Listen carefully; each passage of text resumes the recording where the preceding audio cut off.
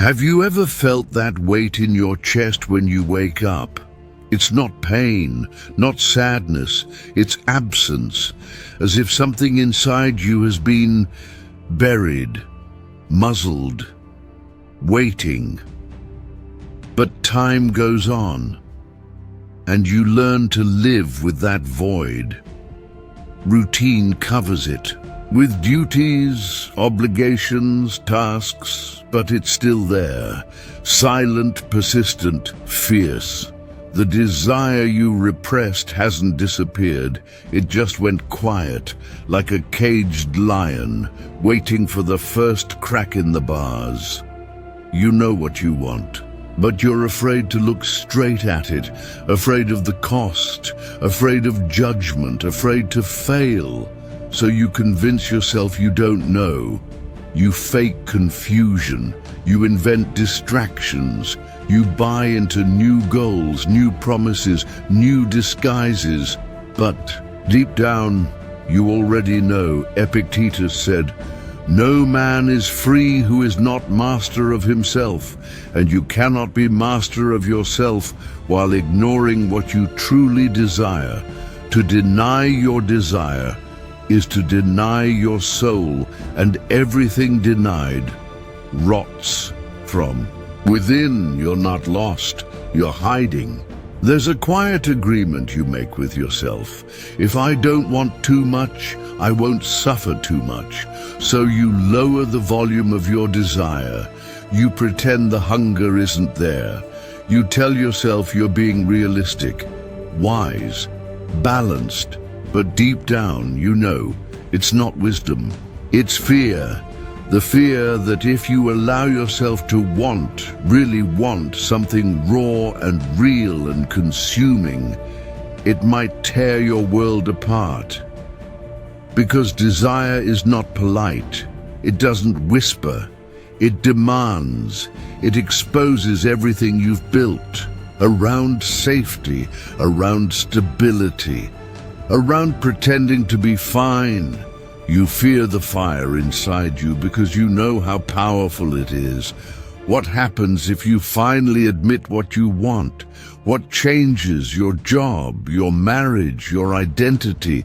To speak your true desire is to throw a stone in still water. The ripples touch everything.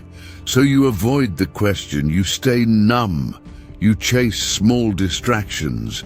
You lie to yourself with a smile. But numbness is not peace. It's paralysis, and it costs more than you think.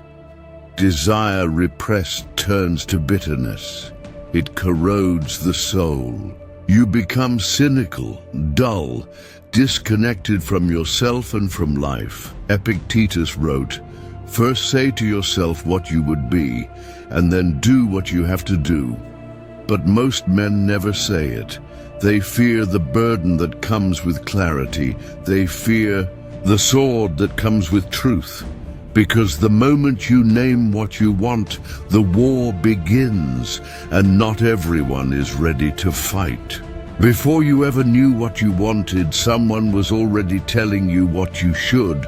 From childhood, you were handed a script, quietly, consistently, without question. Be nice, be useful, be successful. Don't make a scene, don't disappoint, don't want too much. And so you learn to translate your desire into something acceptable. You shaped it to fit the mold. You edited yourself to be digestible. You silenced the wild parts, the strange parts, the ambitious parts. You absorbed voices that weren't yours, voices that came from parents, teachers, mentors, friends, culture, religion, society. Some meant well, others didn't, but none of them had to live with the ache inside your chest. And yet, they still live in your head, telling you what's possible, what's reasonable, what's allowed. So now, every time a real desire emerges, those voices rise in protest. Not out loud, but inside, like ghosts, they whisper, "That's not realistic." Who do you think you are? You're being selfish. You'll ruin everything. You call it your inner critic, but it's not yours. It was planted there, and if you never question it, it becomes your compass, your prison, your ceiling. Desire doesn't die in isolation. It dies under judgment, under shame, under the suffocating weight of other people's expectations.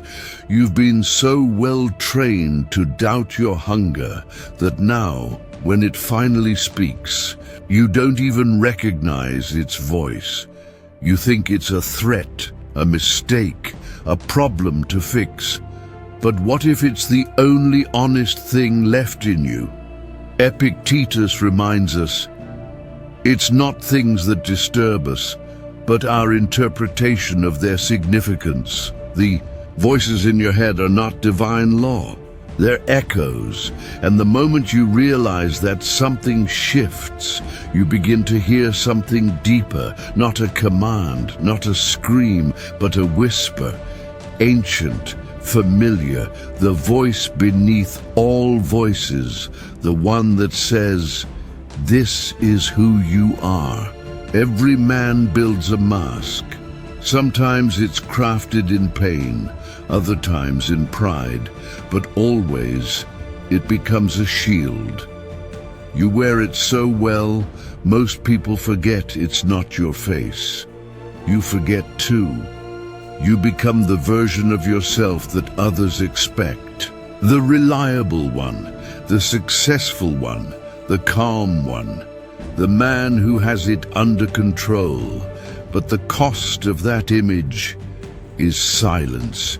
You start editing your thoughts before you speak, filtering your emotions before you feel them, censoring your wants before they even reach the surface.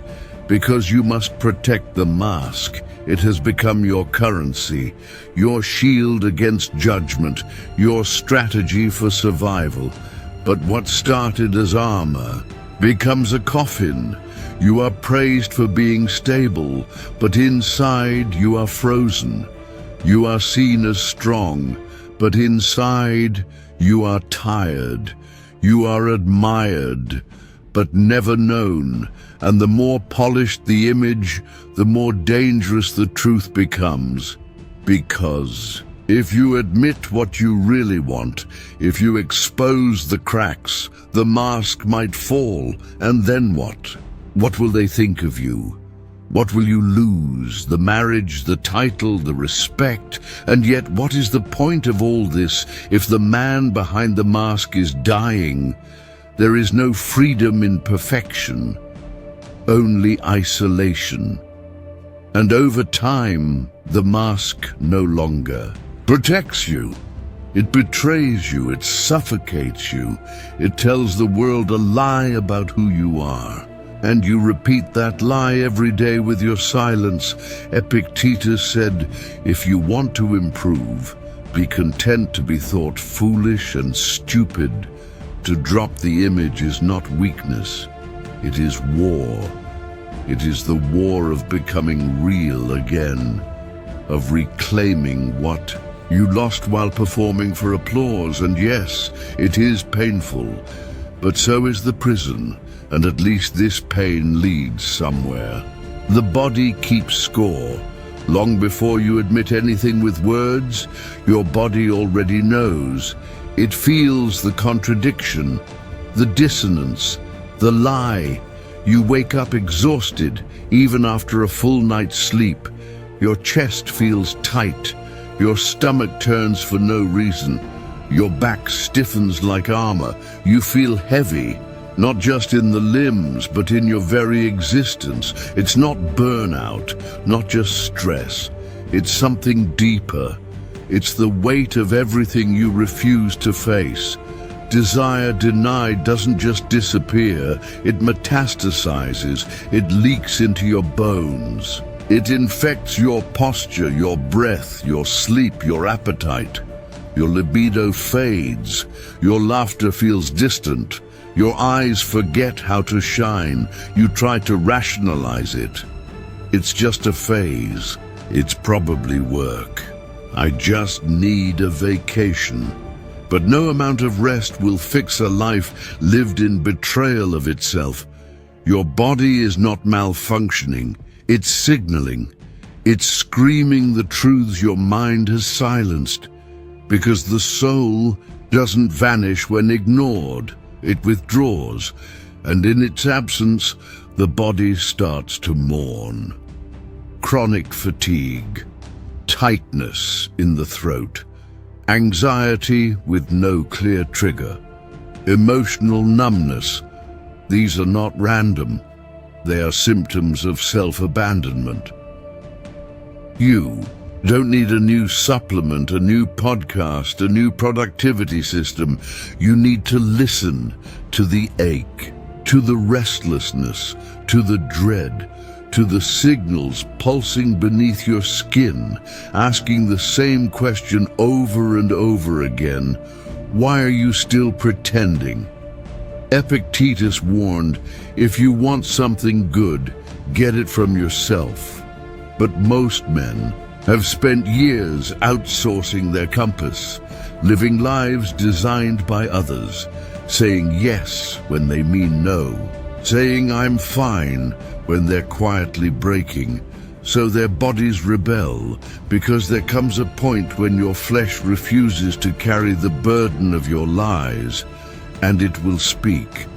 In panic attacks, in mysterious illnesses, in numbness, in tension, in the slow erosion of vitality. And if you still refuse to hear it, it will break. But this breakdown is not your enemy. It's a final attempt to save you, not from the world, but from yourself. You sit in silence, no more noise, no more justifications, no more borrowed dreams, just you and the truth you've been avoiding. It's not a thunderous revelation. It's quiet, almost fragile, a single sentence rising from the dark. This is what I want. And in that moment, something ancient stirs inside you. Not hope, not joy. Wait. Because admitting it changes everything. It's not just an inner confession. It's an act of rebellion. A rupture, a death, the death of your image, of your excuses, of the safe little world built on denial. You can't unsee it. You can't go back to pretending. You can't unknow the truth of your desire, and that's terrifying, because now you must choose. Do you follow it or bury it again? Deeper this time, most men choose the burial, quiet, orderly, with a rational eulogy. They call it being realistic. They call it maturity. They call it sacrifice. But they forget. Sacrifice without truth is just self-erasure. Epictetus said, don't explain your philosophy, embody it. And this is where embodiment begins. Not in words, not in plans, in the brutal honesty of admission. It's not yet action, not yet transformation, but it's the first cut through the veil. And for many it's the hardest one, because once you name your desire, you become responsible for it. You can no longer blame the fog, the past, the system, the timing. Now, it's on you to carry it, to protect it, to act on it, or betray it. This is not romantic. It's sacred, violent, raw. It strips away your roles, your masks, your borrowed goals, and what's left is a man, bare, unfiltered, accountable, no applause, no guarantee. Just the quiet certainty that, for the first time in years, you are. Not lying, you don't have to move yet, but you have to name it out loud in the dark, alone if necessary, because the soul does not respond to hints. It responds to truth. Once the desire is named, the ground beneath you shifts. You stand at the edge of a road no one paved for you. There are no signs, no maps, no guaranteed outcomes. Just a question echoing in the silence. Will you walk it? Choosing your own path is not a declaration, it's a burden. Because now there is no one left to blame. You can no longer point at your parents, your partner, society, circumstance. The moment you take responsibility for your longing, you inherit its cost. You must face the friction, the loss, the isolation. You must live with the consequences of being real. It's easier to stay within the architecture of expectation, to keep playing a role you never auditioned for, to let momentum drag you forward while your soul sleeps. But deep down, you already know where that leads. To numbness, to resentment, to a slow, invisible death. Freedom is brutal. It demands that you make choices with no applause, no validation, no guarantee. You may lose people, opportunities, comfort, but you gain something sacred, alignment, not with success, not with image, with your essence. And this alignment is not peaceful at first, it's war. You fight the old self, the inner critic, the guilt, the temptation to run back into the cage and call it safety. But in time, you begin to move differently. You say no without guilt. You say yes without shame. You walk away from anything that no longer holds truth, because now you serve something higher than comfort, your own integrity. Epictetus reminds us, freedom is the only worthy goal in life. It is won by disregarding things that lie beyond our control, and control begins within. It's not about forcing outcomes, it's about owning your choices, even if they cost you everything, especially if they cost you everything, because in that loss, something is reborn. Not a new version of you, but the original one, unfiltered, untamed, undeniable. There comes a moment, quiet, unspectacular, when you realize you are no longer the same, not because the world changed, but because you did. The man who once silenced his desire now speaks it. The one who feared his truth now walks in it. You are not louder, not flashier. You don't need to prove anything. You're simply aligned. And that alignment creates a different presence. It's not confidence. It's not dominance. It's not the performance of strength. It's stillness. Gravity in your chest, a steadiness in your step, a silence that says, I know what I want and I will not betray it. This is not the triumph the world celebrates. There are no trophies, no viral moments, no applause, but there is something better. Peace. The kind that doesn't depend on outcomes, the kind that doesn't vanish when plans fall apart, the kind that comes only when you stop running from yourself. Rebirth is not loud. It's not sudden. It's a slow, sacred return to what was always there, beneath the noise, the roles, the fear. You didn't become someone new. You removed what wasn't you. And now, the man who stands in the mirror is no longer a ghost. He is solid, centered, clear. He has scars, losses, regrets, but he also has fire, not the fire of ambition, the fire of knowing. of remembering who he is, of reclaiming what matters, of no longer needing permission to live. Epictetus said, "Know first who you are, and then adorn yourself accordingly. The man who dares to want does not live to impress. He lives to embody, and in doing so he becomes rare, not because he is perfect, but because he is real."